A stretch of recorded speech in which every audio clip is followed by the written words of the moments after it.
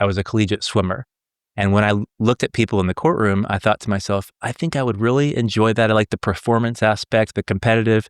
And so I was like, this is what I'm going to do. Welcome to Tip the Scales podcast. It's a Jenn Gore takeover, and I'm here with Andrew Pickett.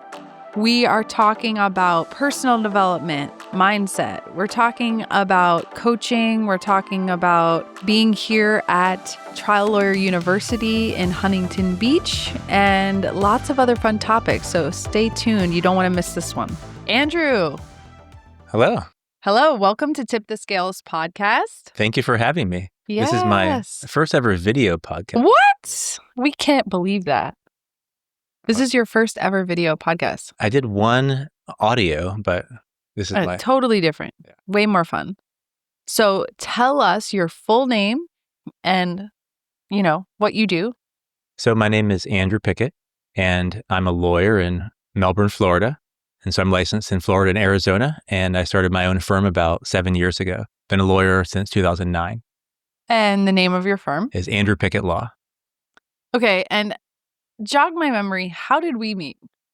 So I think I saw you at this conference, which is 2022. 2022 in Huntington Beach. And then shortly after that, we were in a mastermind together for a brief period of time.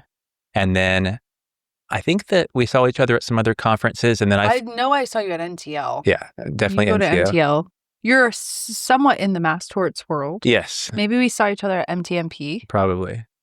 And then I think I found out that you were doing some coaching. Yeah. And I think I heard that you were doing that on a podcast. Oh, great. Maybe this one. Yeah, maybe so. And then I reached out to you and said, let's do some work together. Because I know that you had really invested a lot in coaching yourself. Oh, absolutely. And so I had invested a lot in some coaching, but I felt like I could benefit from like everything you had learned. And you were like where I was, several years ago. Yes, absolutely.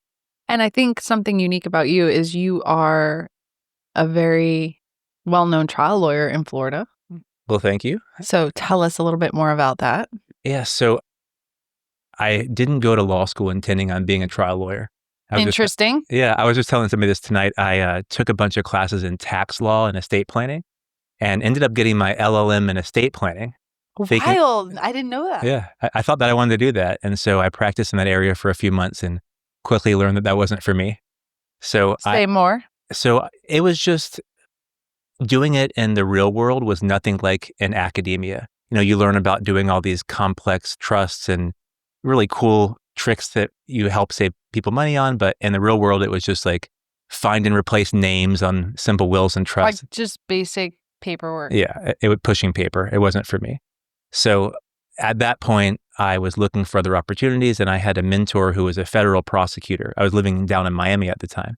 And so he invited me to come watch one of his trials, and he was doing this big like federal drug trafficking case where there's like smuggling cocaine in an airplane. And it was just really fascinating. And his name is Roger Powell, and his wife was also a judge in Fort Lauderdale. And she invited me to come actually sit behind the bench with her and watch jury trials. And so I remember watching jury trials and these kids that were like my age. And I thought to myself, I think I would really enjoy that. And so it really appealed to me because I'm kind of a competitive person. I was kind of. Well, I was a college athlete. I was a collegiate swimmer. And when I looked at people in the courtroom, I thought to myself, I think I would really enjoy that. I like the performance aspect, the competitive. And so I was like, this is what I'm going to do. And so that was in 2009. I was living in Miami, and I applied at the state attorney's office in Miami-Dade and in Broward County. And I had an interview scheduled in like 6 weeks from my first trial that I watched.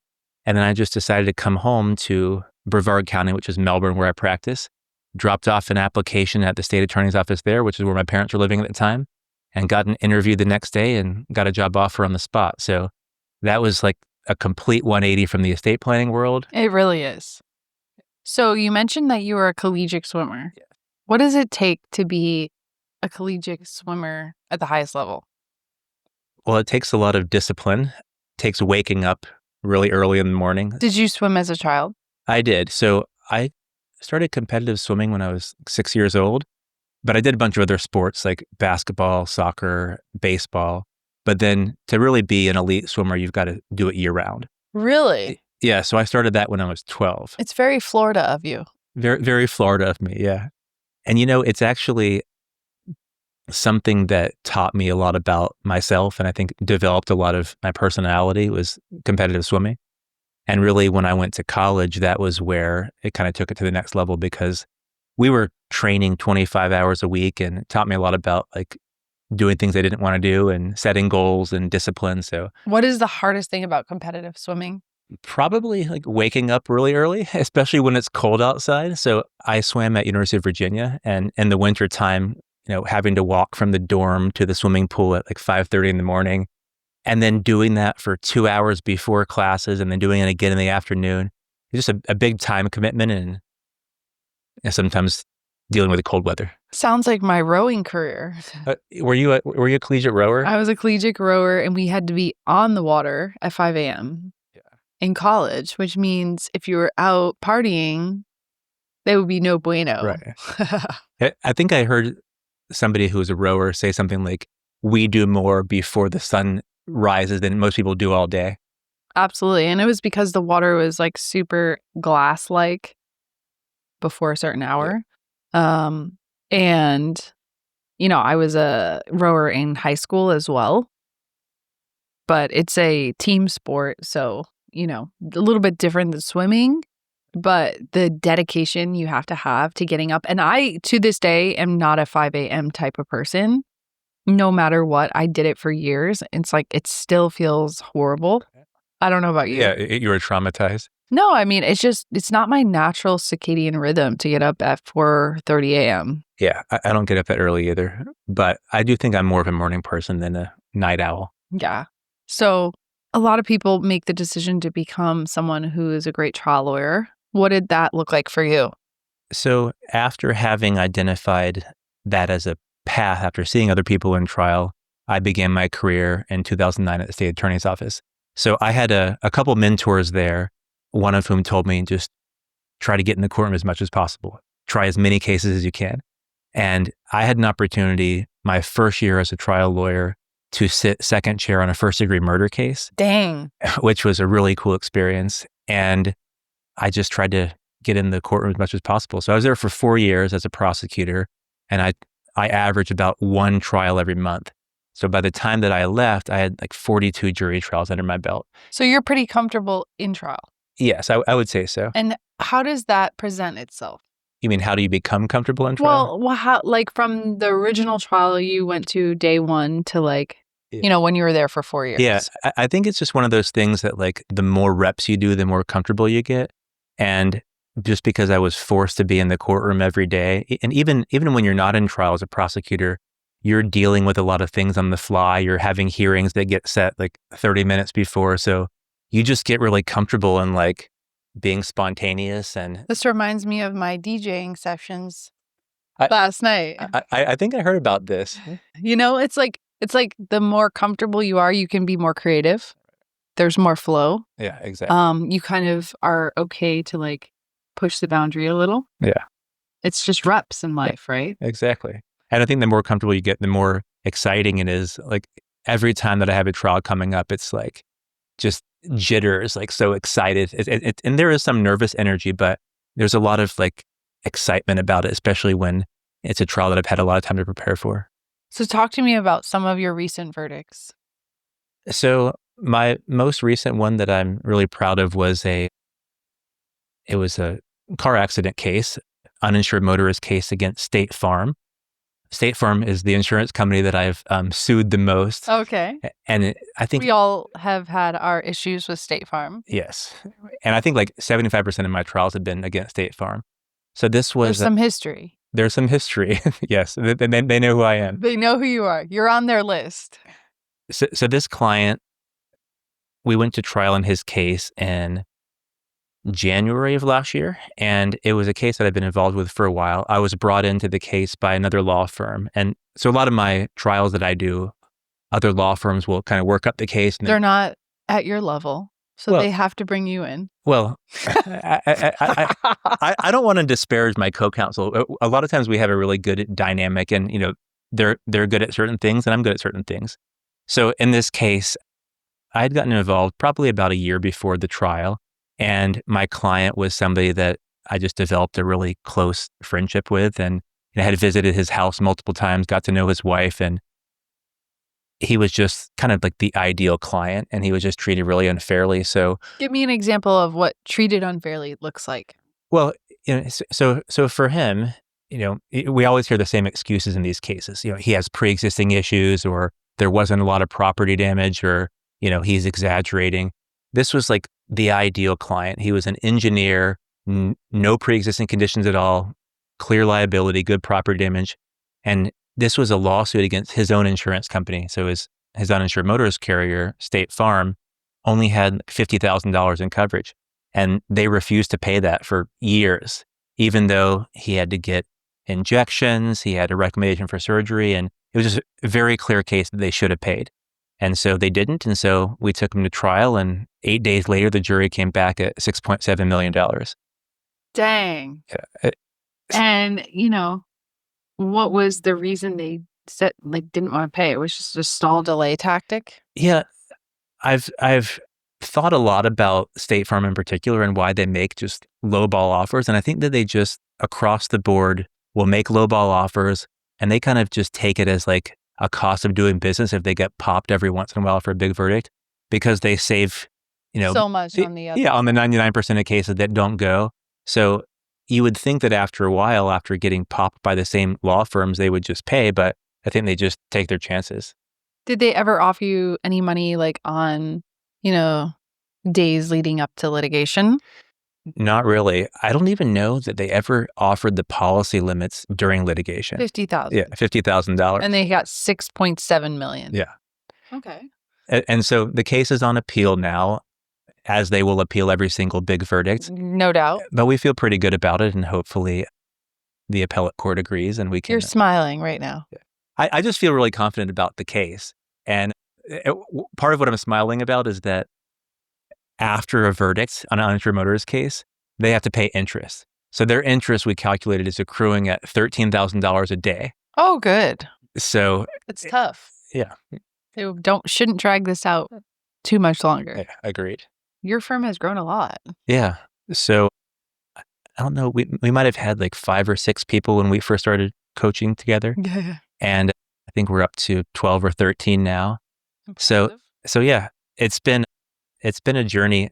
As I was thinking about this before the podcast, one of the first times that we started talking, I think what you told me is that a lot of people who are in my shoes spend a lot of their time learning how to be a trial lawyer. And I think your path was that you were spending all your time learning how to be a business owner. An operator. Yeah. Exactly. Yes. And so I think that my focus on learning the business side has come later, but I recognize how essential it is. And so what was the pain points as a trial lawyer that made you think I need to become a better operator? So I think that the biggest thing is just recognizing, or when I recognized that the firm was just really dependent on me. And 100%. I remember that. Yeah. Yeah. And it's the firm needs me to be doing all the trials, to be settling all the cases. And that's just not scalable, because it can only scale in proportion to how much time I have. And we talked about this a lot. And so I think one of the first recommendations you had was hiring a pre-suit attorney. And I actually remember this, after that verdict that we were talking about, you called me and you said, now you can afford to hire a pre-suit attorney. And that was one of the best moves that I made. Because you really didn't want to spend your time doing pre-suit work, but you were doing it. Right, exactly. And that was one thing. I said, who's settling all the pre-suit cases? Me. Yeah, I think that one of the things that stuck with me is that you told me was that if there's a certain position in your firm that you don't have, then by default, you are that person. 100%. If you don't have a receptionist, you are the receptionist. If you don't have a pre-suit attorney, you are the pre-suit attorney. Yeah. And I don't think that I realized that. And you're I don't want to be the pre-suit attorney. Right. Not at all. You're I don't accept that title. Right. Exactly. I was but you are. I was who's settling all the pre-suit cases? Well, I am. I was Is that a good use of your time? Right. Exactly. And I think that's something really that you've helped me to think more about is like, how are you using your time? And is what you're doing the highest and best use? Yeah, because we only have so much time in a day. Right. You have been very receptive to coaching, hearing things that are hard. What do you think is like the reasoning why you're so open to hearing that feedback? Yeah. So I think that I just kind of throughout my life, I've always been kind of drawn towards personal development and trying to get better. And You went to Tony Robbins. I did. Yeah. You did the Walking on Fire? I did. So that I did the Unleash the Power Within in November of 2023. And that was an awesome experience. I've been wanting to go for a while. So I've done a lot of personal development like outside of work, but then I've also, I think it kind of like goes hand in hand. Like I've done personal development on being a trial lawyer and then on being a business owner, but also like in my personal life and all like overlaps. And you've done multiple different types of coaching. Right. So can you name off some of the different things you've done over the years? Obviously you said Tony Robbins. Yeah. So I think the first law firm coaching that I did was Atticus. Oh, okay. In Florida. Yeah, in Florida. And so I did actually signed up for that during COVID. I was actually at a trial seminar and then none of the speakers showed up because of COVID. And so I was like, what am I going to focus on if like I can't try cases? And it's like, let's figure out how to be better at the business. So I signed up for Atticus. I did that. I'm still doing that to some degree. And that's been really good. I've done some masterminds. I think that the mastermind we met at was one that Daryl Isaacs was doing. Mm-hmm. And I've also I'm currently doing Fireproof. And that was I think I recommended you to join that. And you were like, yes. Yeah. Fireproof has been a great experience for me as far as like the weekly cadence and accountability. EOS. Yes. Yeah. So basically, for those that don't know about Fireproof, it's run by, it started from the Mike Morse law firm, and they implement EOS for lawyers, so Entrepreneurial Operating System. And so the whole idea is that every week you're meeting with an accountability coach to kind of track your progress for your 90-day goals. Exactly. Okay, so you did Fireproof. Anything else? Like, you said you did some coaching for becoming a trial lawyer? Yeah. So I've always been interested in like learning from other trial lawyers. Even when I was a prosecutor, I would ask the judges, who are the best trial attorneys? I want to go watch them. And fortunately, when I was a prosecutor, I had a boss who would just let me go sit through trials. Which is great. Yeah. And so that helped a lot. So I would seek out opportunities once I got into private practice. One of my biggest mentors is Mark Lanier. Yes. And Texas. Yeah. So Mark Lanier out of Houston, Texas, he does a seminar every year, every June, called the Linear Trial Academy. And I started going to that back in 2015. I've been just about every year. It's pretty much universal truths about life. Right. That he applies that you could almost apply to many things. Yeah. Yeah. I think that his what's cool about Mark Lanier is that he uses a lot of like psychology and understanding like human behavior. Like how I remember when I went, he talked a lot about, there was a particularly interesting session on what you wear. Right. And being a likable person. Yes. And I'm like, this is applicable to every part of life. Yeah. Can you talk about that? Sure. Yeah. One of the things that Mark Lanier says about, especially what you wear in trial, is that a lot of trial lawyers, they want to be really flashy in front of the jury and, have expensive suits and watches, but you want to consider what is the jury's perception, and you want to be able to relate to the jury. And Mark Lanier, I believe, like wears the same suit the whole trial, understanding that most people on the jury don't own more than one suit. And so if you're coming in there with a new suit every day, you're giving off the impression that you're like above them some. Exactly. But also he talked about being a likable person and being like well-groomed. Right. Yeah. Like very meticulous things. Yeah. It's just thinking about everything and how that's going to be perceived and like what that says about you. Even like what you put on your counsel table and like whether it looks disheveled or not. My co-counsel and I will often get in arguments about this. We need to have like very organized, like very meticulous, and like the jury is making judgments about like micro judgments. Exactly. That they don't even not realize. Right. I think he also talked about just like being a likable person just by like your demeanor and like things that you say. I think, and I'm like, I use this in networking, right. like subconsciously. Yeah. One of the books that he recommends a lot of books, but one that he recommends is How to Win Friends and Influence People. Dale Carnegie, all day. And so, and one complimenting people. Andrew, Right. how do you feel about being on this podcast today?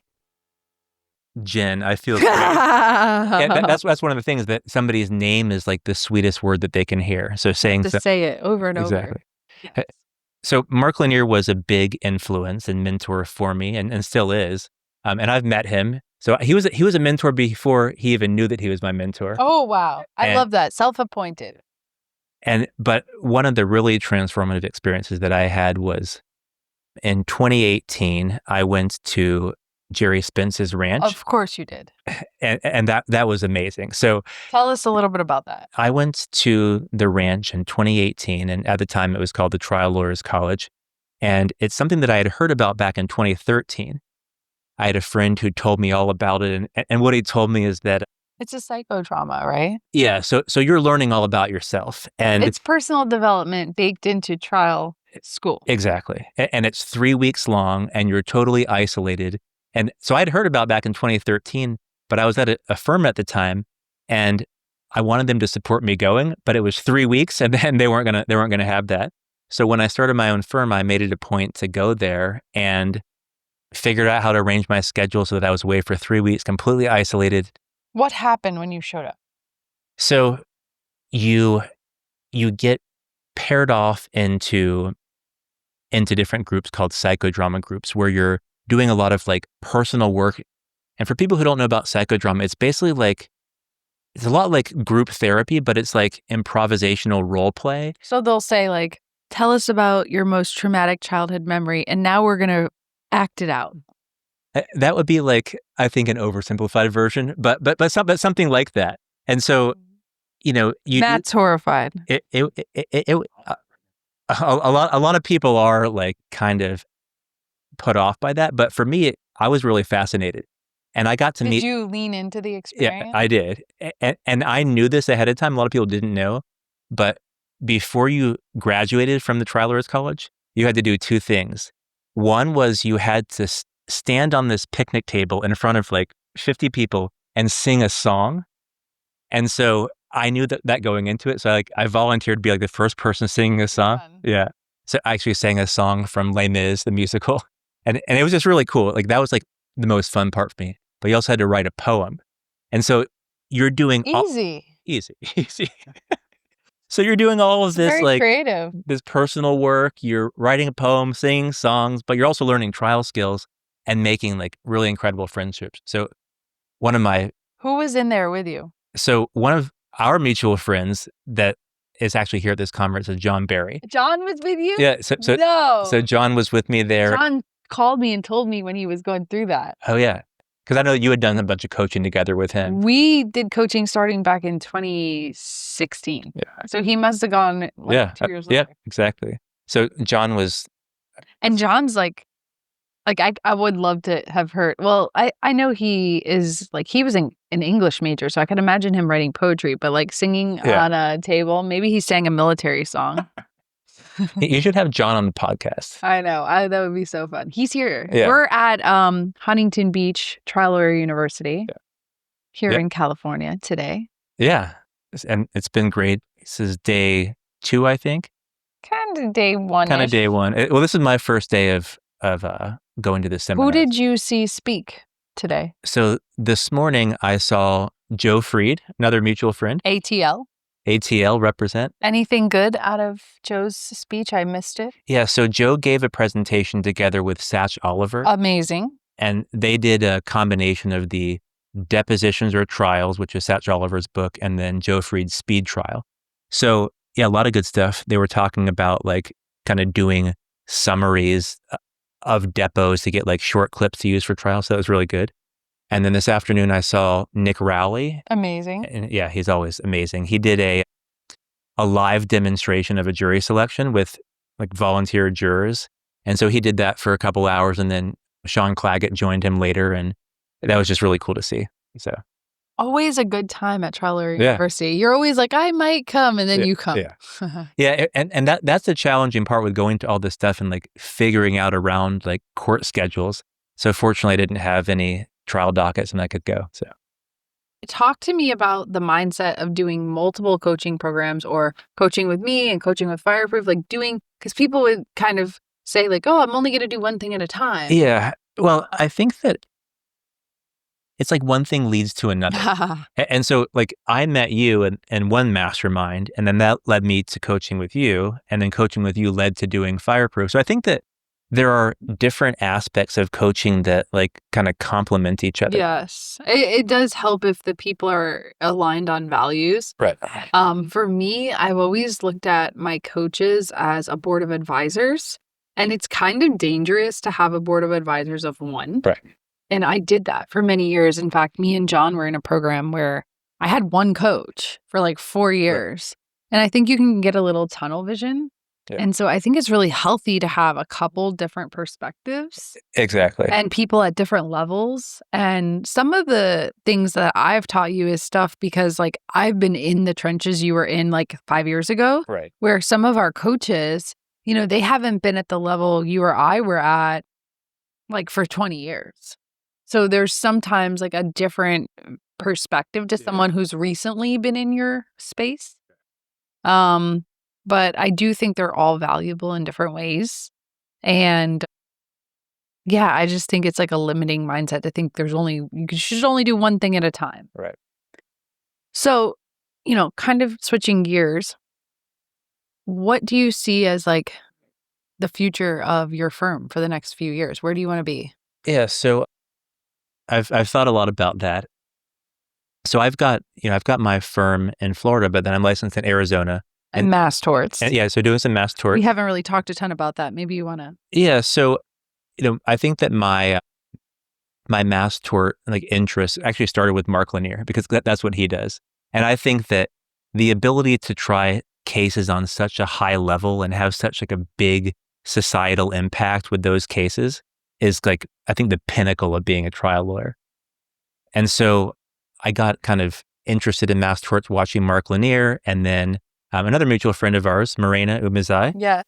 She and I started up an ABS in Arizona. Amazing. She's an awesome entrepreneur. Yeah, she's really cool. And we've been friends for a while and kind of had this idea about starting a firm. And so I took the Arizona bar in 2022 and got licensed there and got approved for the ABS last year. So we're kind of like, we both have our own businesses, but we are developing that like simultaneously.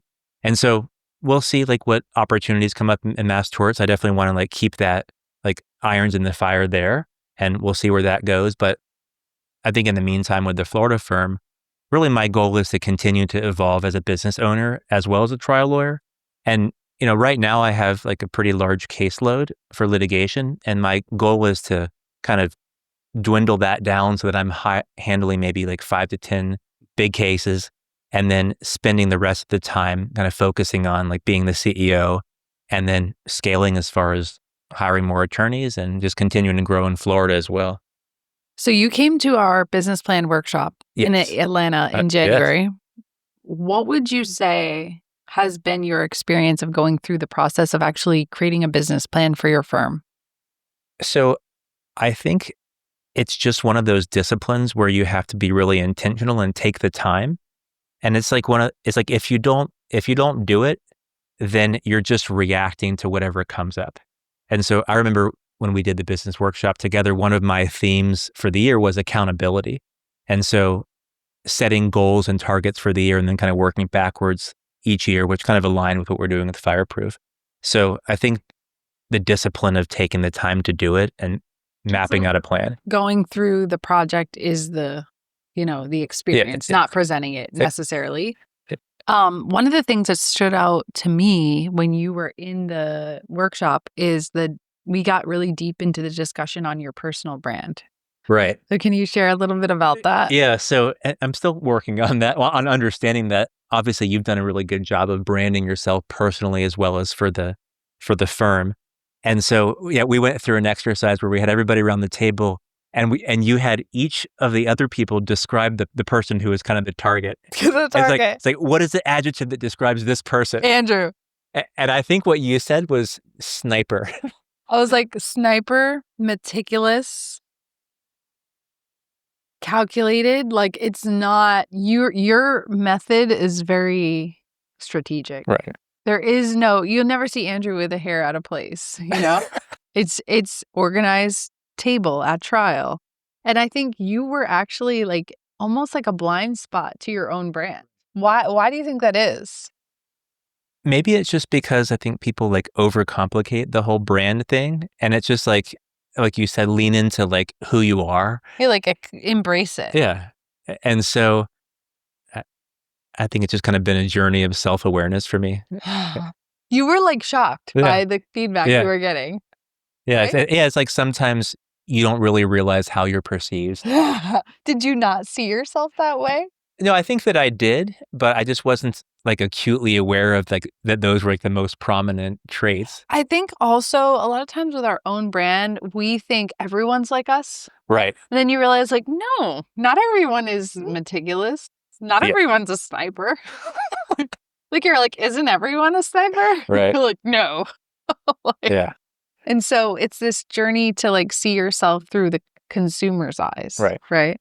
So I've been like super proud of you for I feel like every piece of work I've ever given you, you've like taken it seriously and like been like, okay, I've worked on it and I'm ready to talk about it. Yeah. Where we have some people, they're not really tapped in. Well, thank you for that.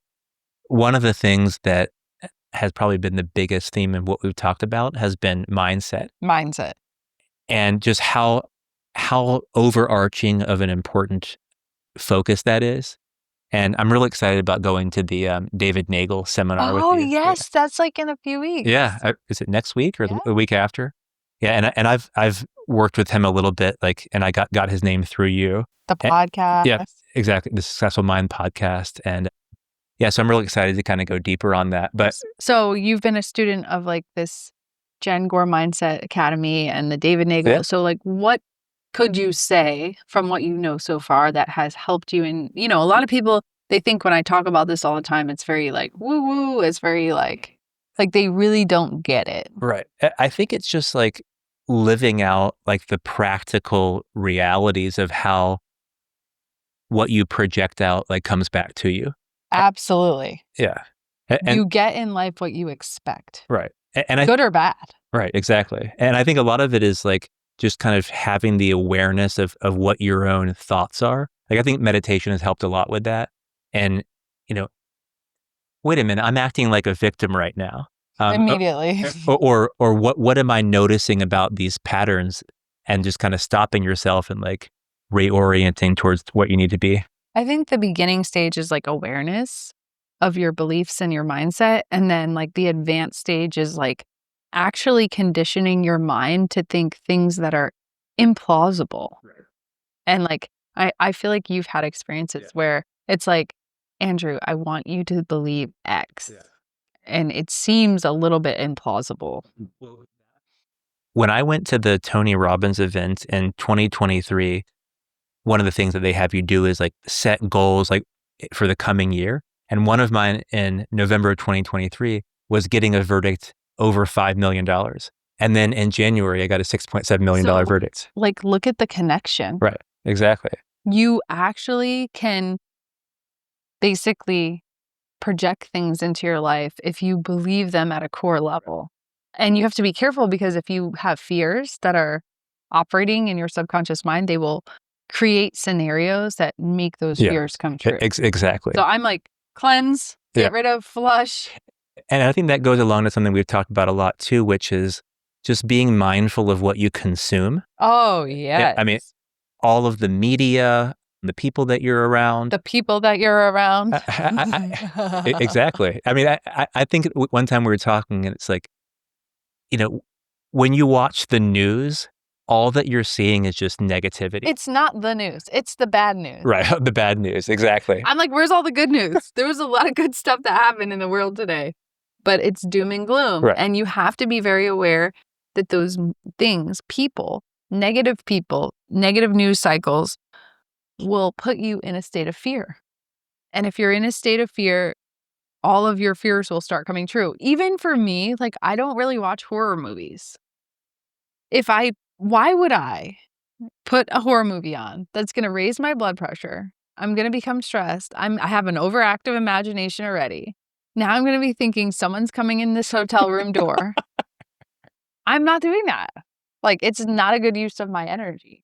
And I get it. Like, people love to have that high, but like, I'm just so picky about what I will expose myself to because I know the power of my own mind. People do not appreciate the power of their subconscious mind. Right. Which can be constructive or destructive. 100%. And I think that when you talk about the first step being awareness, I think for me in the last several years, my awareness has elevated with what I'm consuming. What did you used to consume? Well, the news. Yeah, I mean, the news, like social media. I mean, even like the food that I'm eating, or like what is going into my body. Alcohol. Yeah, yes. So that's been a journey in of itself for me. But I think that when you're aware of it, then you can make the conscious decision to be intentional about what you consume. So, okay, what do you see? You've been here at TLU for a day. What do you see as the trends in personal injury for 2025? Well, I think the elephant in the room is the AI, for sure. We didn't even talk about AI, but yes. I'm sure you've got a lot of other guests who are more well-versed than I am, but even just at this conference, when we met 3 years ago, there were no AI vendors, and there were probably 8 or 10 of them here. Yeah. So I think how does that make you feel as a trial lawyer? So I would be like an AI optimist, I would say. I think that a lot of people that you talk about AI to, they're just really worried that it's going to like replace their job. And I don't think that that's the way to look at it. And I think that being a trial lawyer in particular is more insulated from like AI takeover, but I think it can be enhanced. I mean, you hear about people who are doing like focus groups with AI before they do a regular focus group.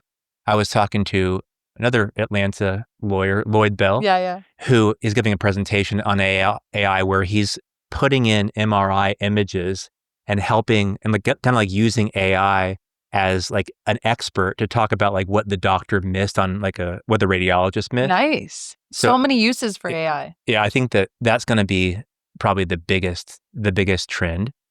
I mean, I think in a lot of states, like the legislative uncertainty is huge. You know, in Florida, we had a big overhaul with tort reform a couple of years ago. I know that Georgia had it this year, right? Texas, it just failed.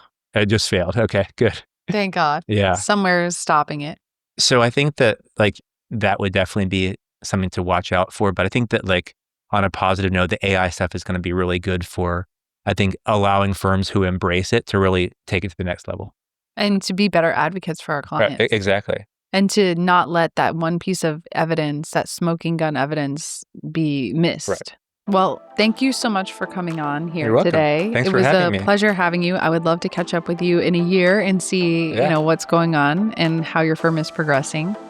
Go ahead and comment, subscribe. We'll see you on the next episode.